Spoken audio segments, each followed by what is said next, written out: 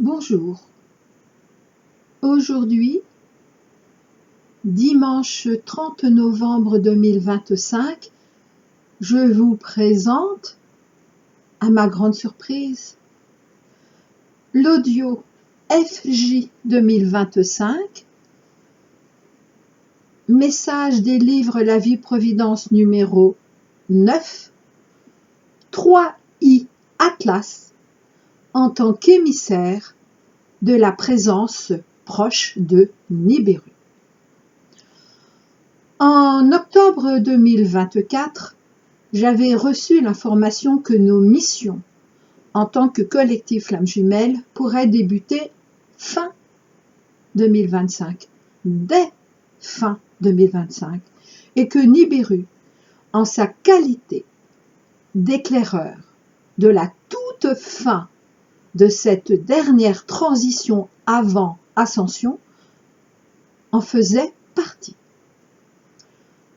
3 parties dans cet audio du jour, dans ce long audio. Première partie, précision de novembre 2025 d'Ashtar Sheran sur 3i Atlas. Deuxième partie, post-scriptum d'octobre 2018 d'Ashtar Sheran sur Nibiru. Et troisième partie, channeling 2009, achèvement par Nibiru de toute transition. Donc, première partie, précision de novembre 2025 d'Ashtar Sheran sur 3i Atlas. Aujourd'hui, en ce tout dernier jour de novembre 2025, j'ai été appelée à vous partager les toutes dernières infos que j'ai reçues juste après la mise en ligne de mon dernier audio du 27 novembre. Ainsi, j'ai pu recevoir la confirmation concernant l'action de Nibiru via ce qui est appelé 3i Atlas. Alors 3i Atlas, qui est comète, vaisseau, petit bout de Nibiru, et 3i Atlas se serait vraiment arrêté un instant, aurait changé de trajectoire, aurait envoyé un rayon directement sur la Terre. Ashtar Sheran m'a répondu que cela n'avait aucune importance pour lui ni pour nous de répondre à ces questions. En outre, et peut-être surtout, parce que, en notre réalité illusion de notre ciel visible, personne ne peut voir de la même façon. Étant dépendant, nous sommes tous dépendants de nos propres croyances, certitudes, convictions, illusions, espoir et peur. La seule chose qu'il m'est aussitôt montrée est justement l'image de Nibiru. En fait, l'image que je me suis faite moi-même de ce que serait Nibiru depuis que j'en avais appris l'existence en 2009. Ainsi, alors je ne sais pas si on dit 3i ou 3i, Atlas, est directement lié et relié à la présence de plus en plus proche de Nibiru. Et c'est tout ce que j'en sais de manière certaine. Le reste, mes propres interrogations ou suppositions, ne sont que mes propres images, illusions. Et donc, ah oui, oh pardon, Ashtar me dit que j'ai tout de même oublié quelque chose. Eh bien oui, en effet.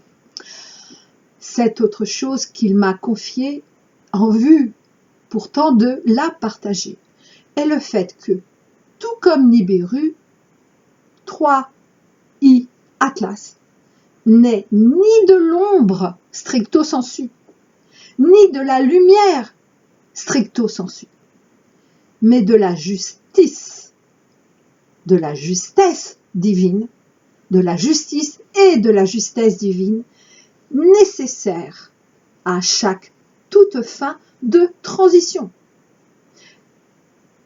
et qui reviennent à chaque toute fin de transition. Il m'a dit donc que chacun le vivra là où il en est de ses choix de l'ombre ou de la lumière. Car il nous fallait faire ses choix, ou l'ombre ou la lumière, et non plus les tièdes. Alors nos opposants, donc les antichristiques, le vivent eux comme l'annonce de leur pire cauchemar, car ils sont au courant pour Nibiru, de leur pire cauchemar concrétisé par la présence visible de 3i Atlas. Et c'est pour cela que depuis quelques mois, n'est-ce pas, ils sont dans la précipitation comme jamais.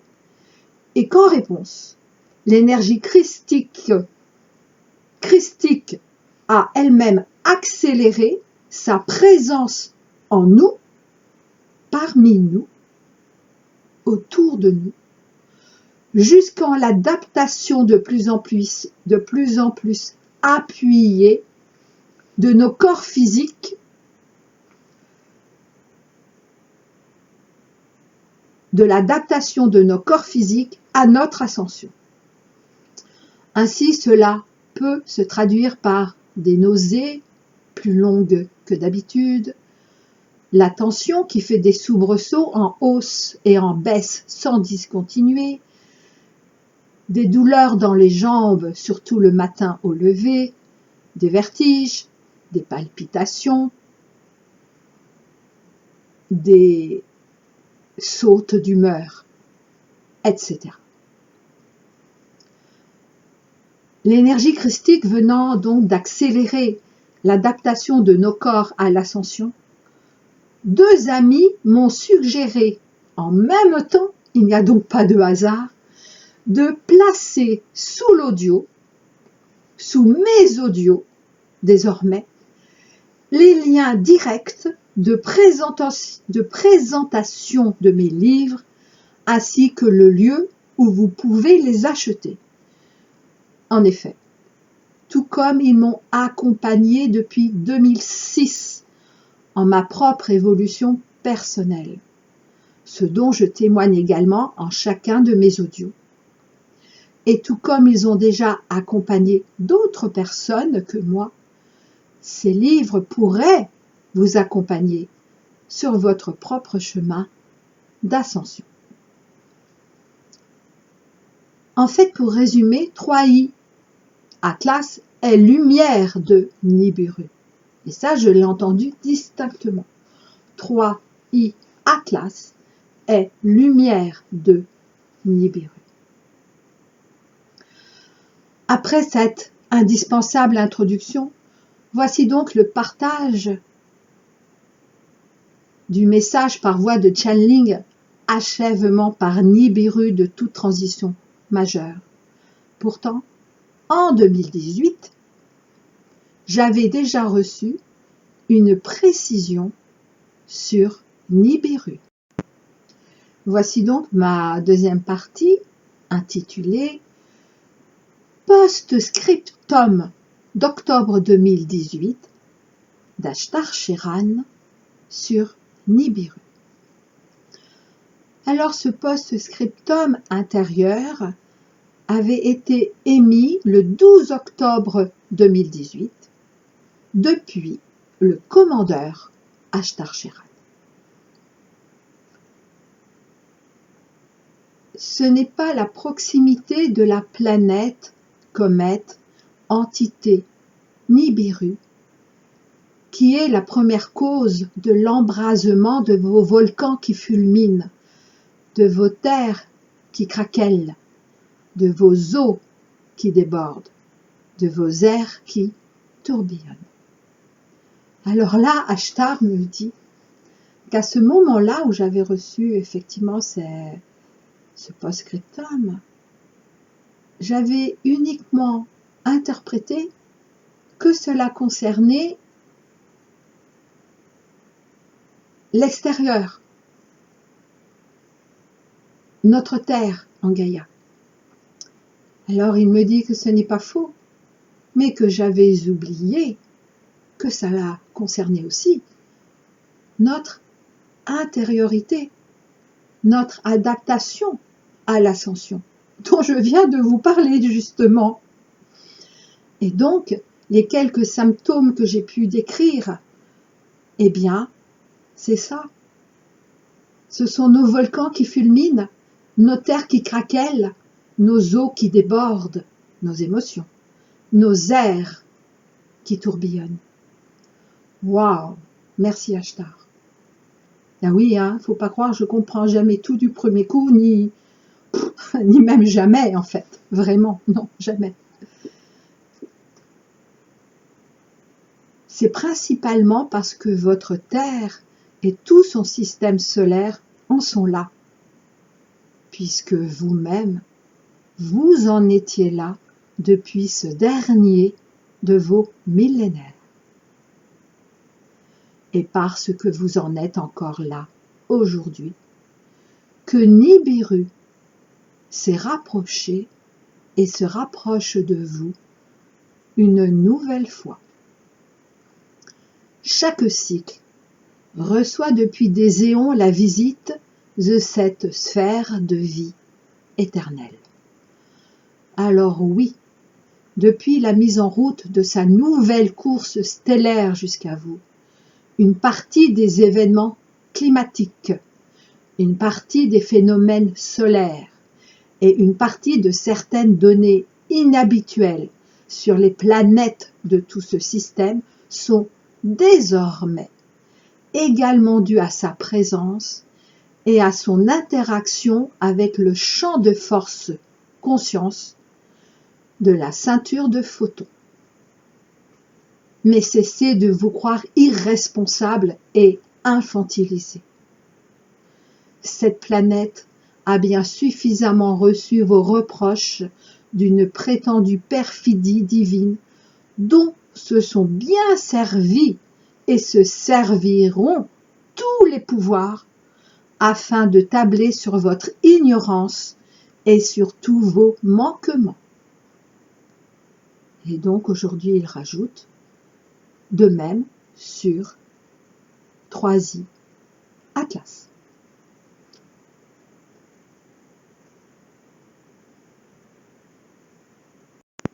Voici enfin ma troisième et dernière partie, la plus longue. Channeling 2009, achèvement par Nibiru de toute transition majeure. Et ce message par voie de channeling est extrait du recueil La vie providence 2, l'eau de feu du cœur sacré, et se trouve en page 282. Achèvement par Nibiru de toute transition majeure, message du 8 février 2009 via L'Oriel, qui est le nom de code de l'être réel de mon autre.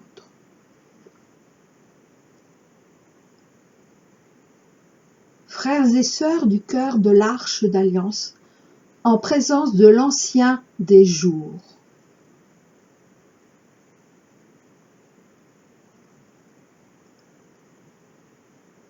Oui, ce sont donc le cœur de l'Arche d'Alliance, en présence de l'Ancien des jours, qui s'adresse à nous. Nous revenons à vous, ce jour, pour nous faire le porte-parole de ce que vous appelez Nibiru, 12e planète, planète X, planète du destin, et de tant d'autres sobriquets que vous lui mettez dessus.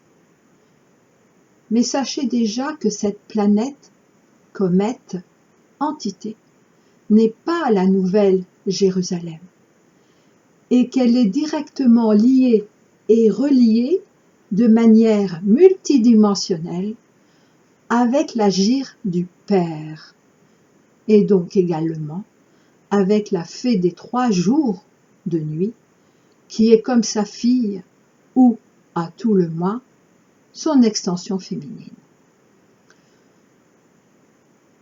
Cette planète a reçu tous les opprobres, tous les reproches, d'une prétendue perfidie divine dont se sont bien servis tous les pouvoirs afin d'asseoir votre ignorance et vos manquements. Chaque époque, chaque cycle a reçu depuis des éons la visite de cette sphère de vie éternelle, cette sphère de vie éternelle au-delà de la vie et de la mort.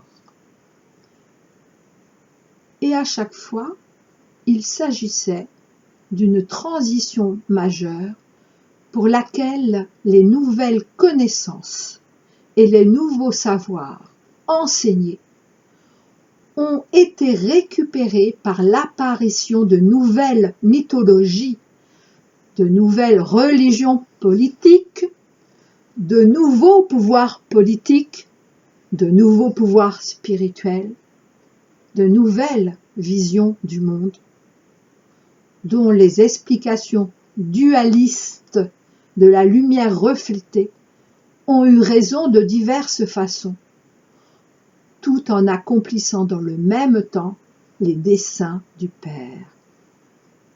Paradoxalement, encore une fois.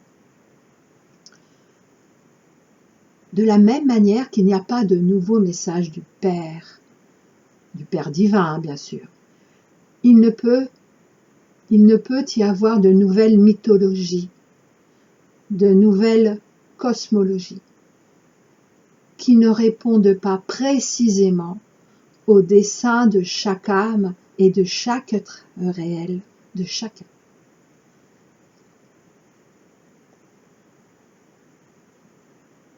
Qui ne répondent pas précisément au dessein de chaque âme et de chaque être réel de chacun. Chaque fin de cycle a son cortège de prophètes et d'annonciateurs en tout genre, qui n'ont fait que répondre aux exigences d'accomplir le choix définitif des âmes en incarnation. Ce qui est une autre manière de dire, encore une fois, que chacun est à sa place et qu'il n'y a aucune séparation dans ce qui peut paraître contradictoire aux oreilles seules des ignorants, perdus et orgueilleux dans leur plaisir d'anges rebelles et déchus de pouvoir porter seuls leur destin, coupés du monde et de l'univers. Ceux qui croient en cela referont un tour de manège en 3e dimension et leurs rencontres, expérimentations ne font qu'accomplir les pas qu'ils ont eux-mêmes tracés dans le rêve de leur incarnation, guidés par la main tenace dans son amour infini de leur présence invisible. Et il en est ainsi. Pour les hommes et les femmes de bonne volonté qui savent se réfugier dans leur foi, même s'ils n'en ont pas une compréhension, ni parfaite, ni partielle, eh bien ils appellent à eux l'achèvement de leur cycle par l'alignement et l'ancrage définitif de leur point zéro absolu, qui les réveillera définitivement et leur fera immédiatement changer de plan et de dimension dans l'incarnation dans laquelle ils se retrouveront. Mais pour accomplir cela, afin que leur robe soit blanche aux yeux du Père, et non à vos yeux conditionnés, il leur faut l'intervention concrète qui déstabilisera tous les opposés. Cette intervention concrète révélera tout ce qui n'est pas, peu ou prou aligné, fera claquer les portes obstinément fermées au souffle qui a frappé à leur cœur, fera jaillir des profondeurs de leur psychisme les doutes et les horreurs terribles de leur cœur, auxquelles ils attachent l'importance insigne que seul leur orgueil est capable de faire dans les abysses lourds de souffrance des identifications multiples.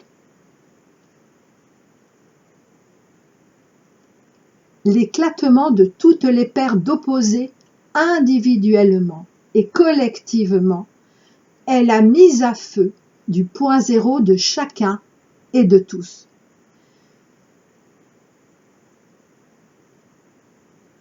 Qui détermine seul et de manière concrète dans leur chair et leur âme si leur élection supposée est une chimère ou une réalité. Oui, leur élection supposée à l'ascension. Alors, qui détermine seul et de manière concrète dans leur chair, ça c'est la mise à feu du point zéro, qui détermine seul et de manière concrète si leur élection supposée est une chimère ou une réalité. Tout le reste est bavardage et péché. Pour reprendre ce terme que nous n'aimerons guère du fait de ses connotations diverses, morales et éthiques. Tous les opposés dans tous les corps de manifestation ne peuvent qu'apparaître au grand jour de la petite lumière de la conscience projetée que la lumière reflétée permet. Voyez-vous, il n'y a pas de jugement dernier, il n'y a pas de morale ou d'éthique, il n'y a pas de notion de justice divine ou de quoi que ce soit d'autre qui puisse faire supposer que le Père, le divin, soit autre chose qu'amour inconditionnel, dont vous ne savez finalement que si peu de choses.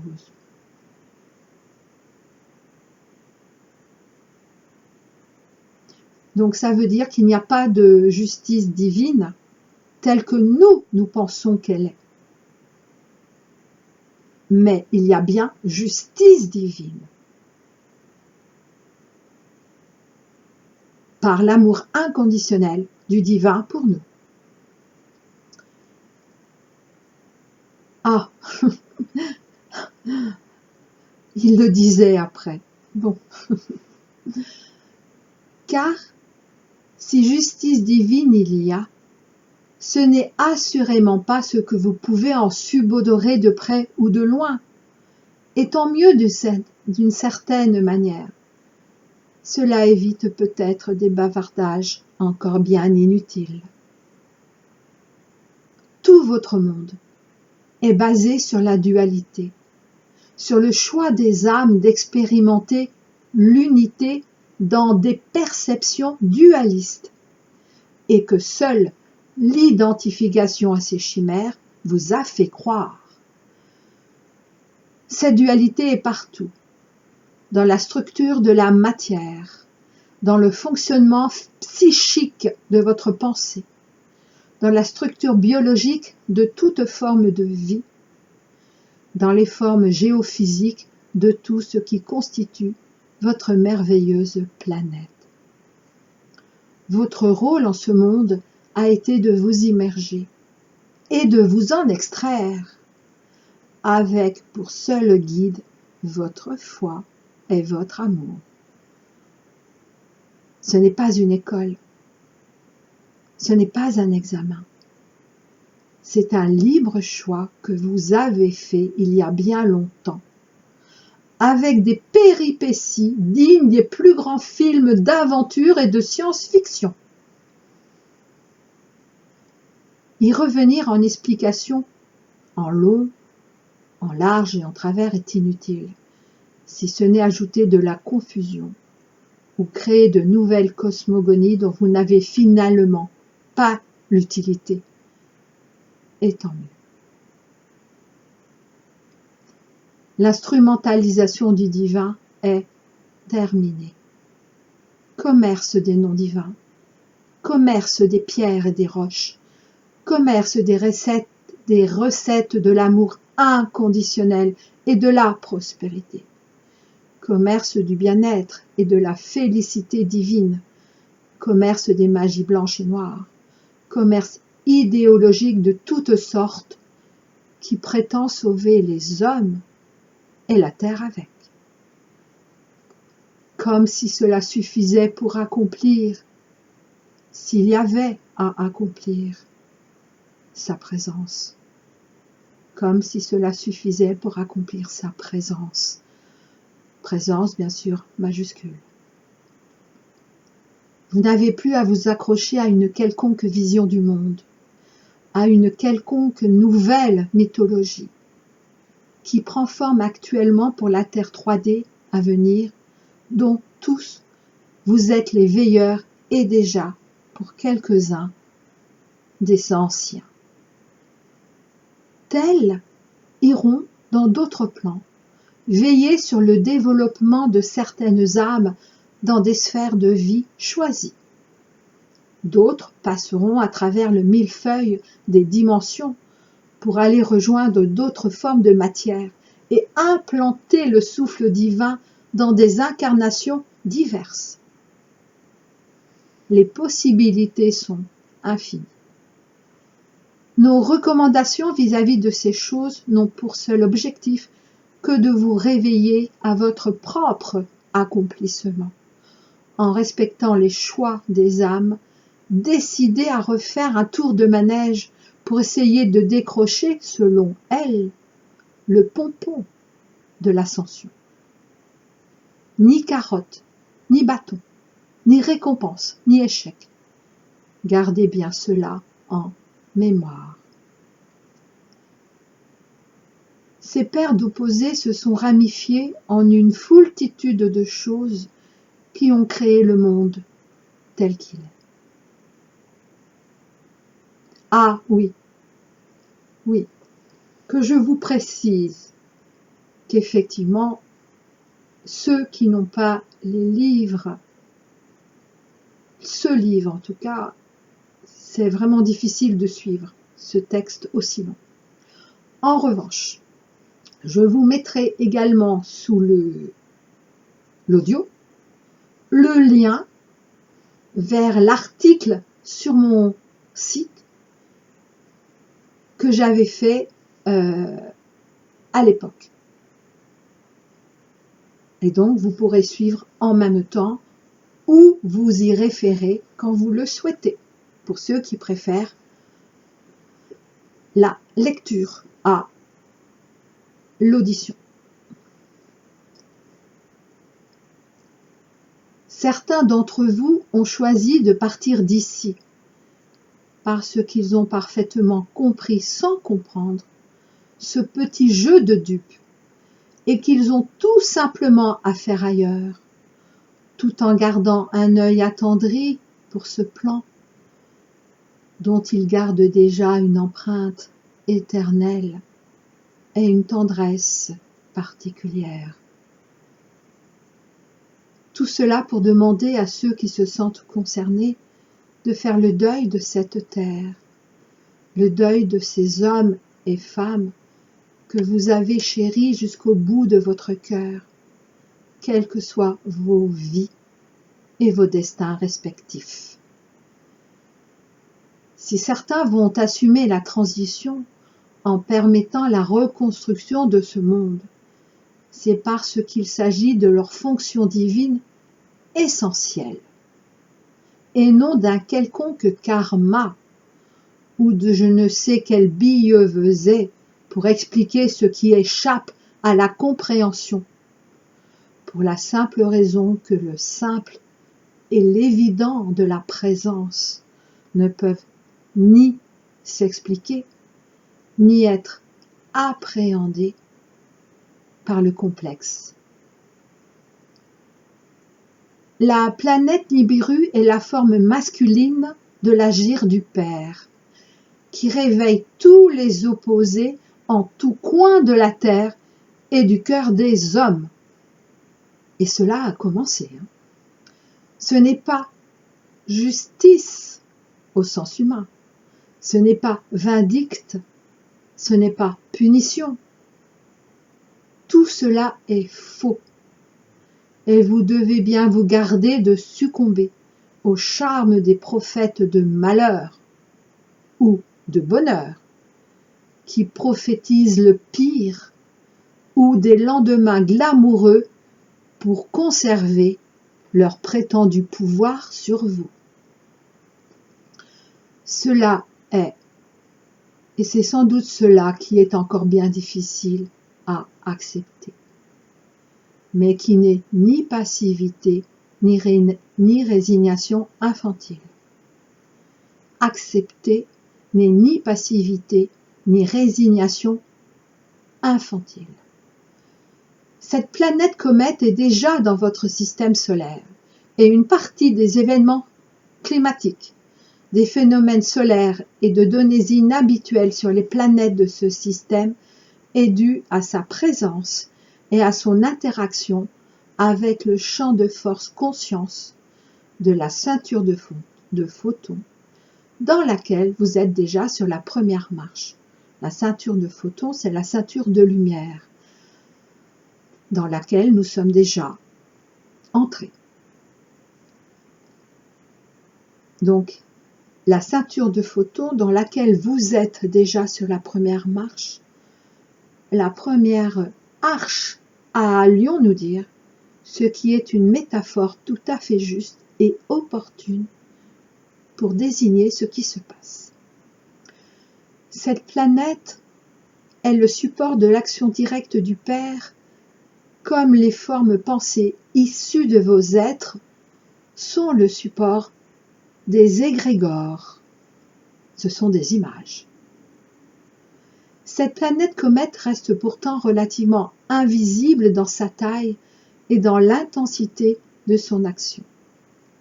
Les astrophysiciens savent que des perturbations secouent le système solaire et affectent les mouvements d'oscillation des planètes comme si elles étaient déséquilibrées par une force inconnue. Ce qui est le cas. Par un effet de résonance multidimensionnelle, en quelque sorte, dont aucune machine ne peut mesurer les effets ni l'impact. Le mensonge sur cette planète est tellement énorme que lorsque vous voyez le ciel, nous pouvons vous assurer que ce que vous semblez voir est feutré et voilé par diverses choses qui vous empêchent d'apercevoir ce qui est tel quel. Il n'est pas du tout sûr que les étoiles soient ce que vous pensez, et que l'étendue du ciel soit aussi vide dans la banlieue toute proche de chez vous. Alors, accrochez-vous. Nos recommandations visant à vous dire « ne soyez pas effrayés » ont deux objectifs majeurs. L'un, de vous conforter dans la foi de votre présence afin d'assurer votre stabilité collective et individuelle,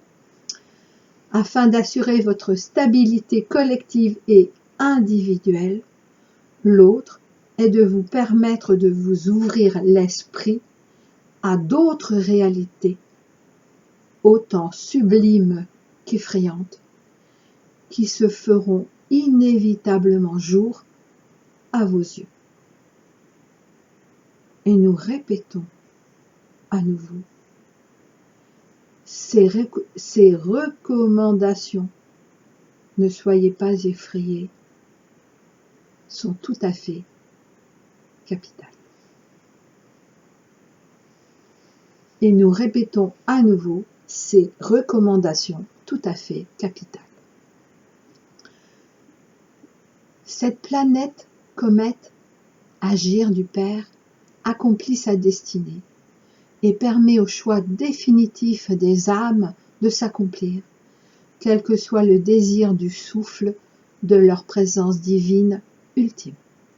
Ni choix, ni rejet, ni punition, ni récompense. Seulement l'amour inconditionnel que vous percevez parfois comme étant impitoyable et grandiose dans la magnifique puissance de son humilité sublime. Cette planète est le troisième seuil qui permet le passage, après l'acceptation par le cœur de chacun du nouvel Adam qu'Adam. Le deuxième seuil ne peut être révélé, étant donné qu'il s'agit d'impératifs directement reliés à vos frères et sœurs du ciel, ainsi qu'à vos amis de l'intra-terre. Votre ancrage dans la foi est votre seul repère sans nom. Et bien au-delà de votre compréhension et de votre savoir.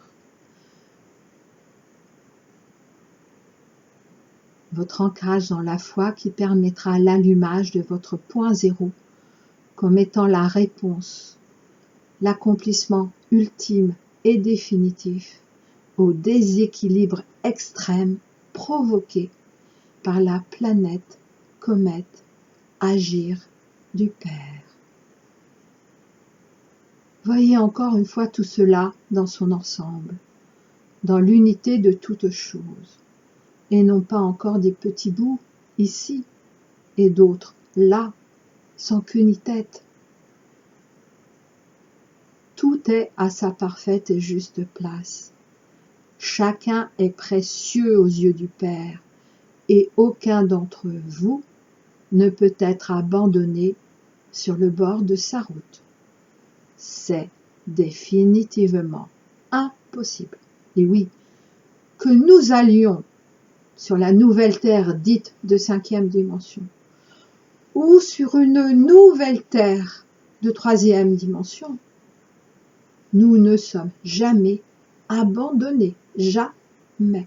Nos incarnations ne sont jamais abandonnées, et nos âmes encore moins.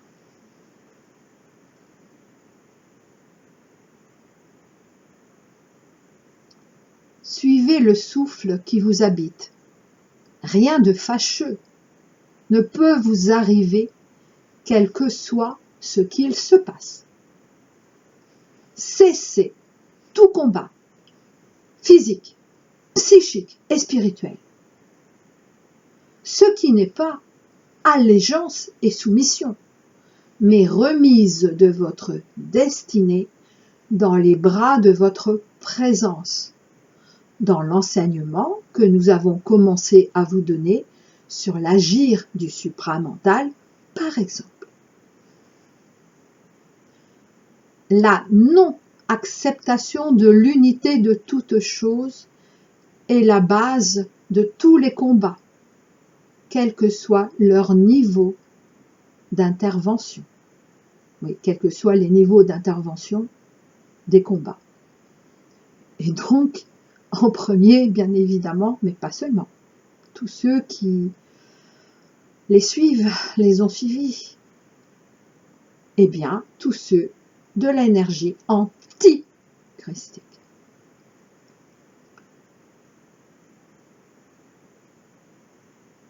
Cette non-acceptation ne peut qu'appeler à elle la destruction physique, voire celle de l'âme, en respectant scrupuleusement le fait que celui qui combat par l'épée périra par l'épée. Encore une fois, quel que soit le niveau de combat envisagé. Ah oui, mais j'ai dit juste avant, et bien sûr je sais que c'est vrai, que nous ne sommes jamais abandonnés, y compris notre âme, nos âmes. Alors là, il parle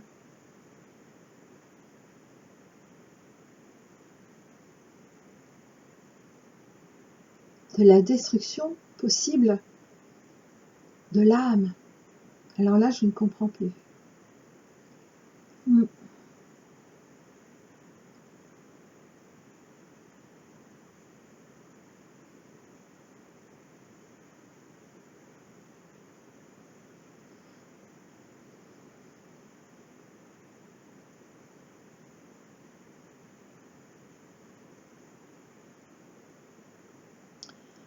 Oui. En fait, quand il y a destruction physique, donc c'est juste de notre incarnation, de cette incarnation présente. Et nous savons que qu'en tant qu'être divin, nous sommes infinis. Qu'en revanche, c'est ce qu'ils me disent, que l'âme n'est pas immortelle, malgré tout ce qui a pu être dit à ce sujet. Alors l'âme, la vie de l'âme est très très très longue par rapport à nos repères linéaires 3D. Je ne sais pas, disons qu'elle dure des millions d'années, je n'en sais rien. Moi je pense qu'au minimum. En revanche, des millions d'années, ce n'est pas l'infini, c'est limité. C'est ce que j'entends. Hein. Et donc, à ce moment-là, l'âme, mais c'est rare, il faut vraiment qu'elle ne soit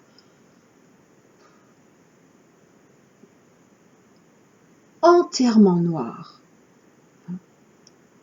Quelquefois on parle d'âme noire, mais elles ne sont pas entièrement noires.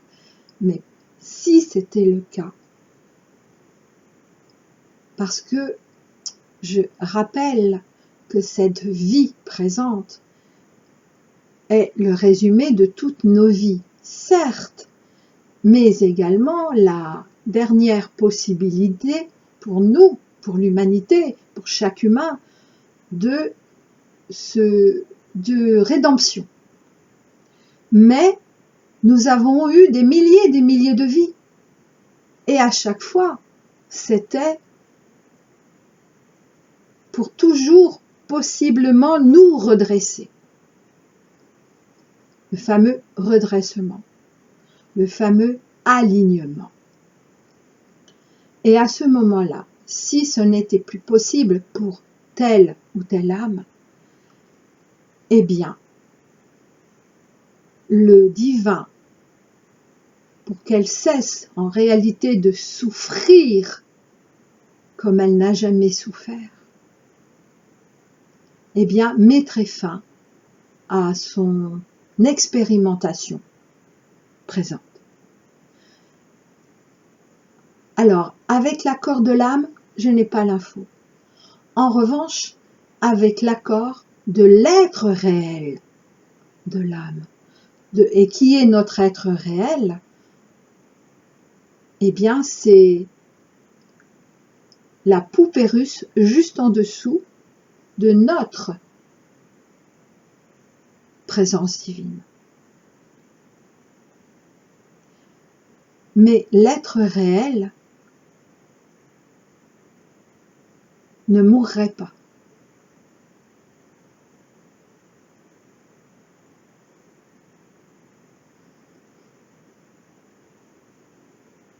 Mais, il est vrai, il lui faudrait du temps, mais pour eux le temps n'est pas le même que le nôtre, pour de nouveau se créer son âme. Car, et cela je ne le savais pas, ce sont nos êtres réels qui ont créé notre âme. Et là, quand on parle par exemple de mon âme, en tant qu'Élisabeth, de ma moitié d'âme en tant que flamme unique avec mon autre, eh bien, mon âme est en réalité l'âme de mon être réel.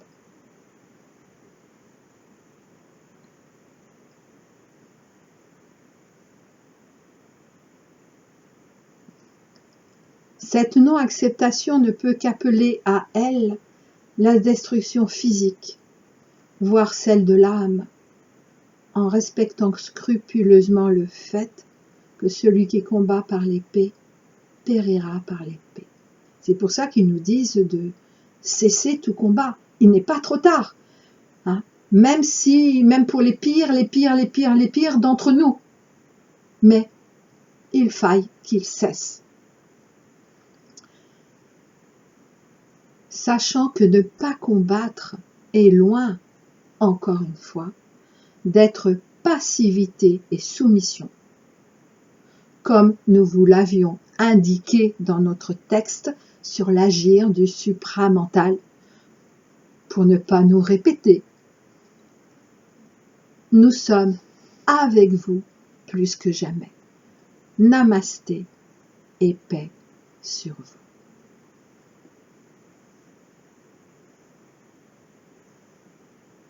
Waouh, je n'avais pas relu ce texte depuis 2024. Waouh. Je vous dis à très bientôt.